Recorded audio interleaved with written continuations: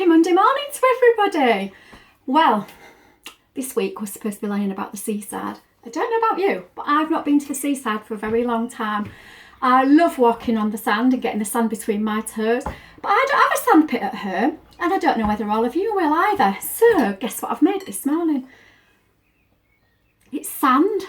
Well, it's moon sand, so I've made it with things that I found in the house. So I needed some oil. I've used sunflower oil and some flour.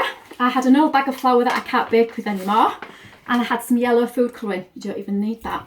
Now, I think some of you at home might have something called kinetic sand or moon sand.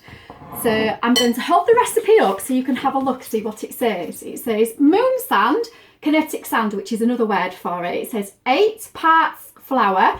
That means 8 spoons or 8 cups. 1 part oil, and then it says veg or baby. Depends what you've got the most of. If you've got loads of vegetable oil, you could use that. If your mum's got some baby oil that she's not using, you could use that. And then I've put yellow food colouring. It doesn't have to be yellow. You could make white moon sand and you could pretend you're in the Bahamas. Oh, that would be lovely.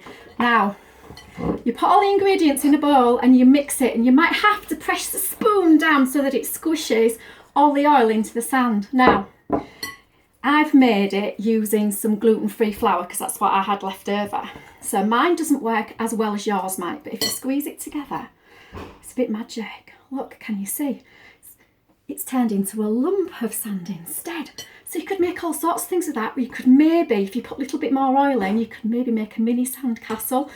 I think that that would be great to use if you were going to make a picture, or if you were going to make a tray to look like you're at the beach. You could put some pictures of a bucket and you could make some crabs and things in. And I'm going to do a few things with these and video them later.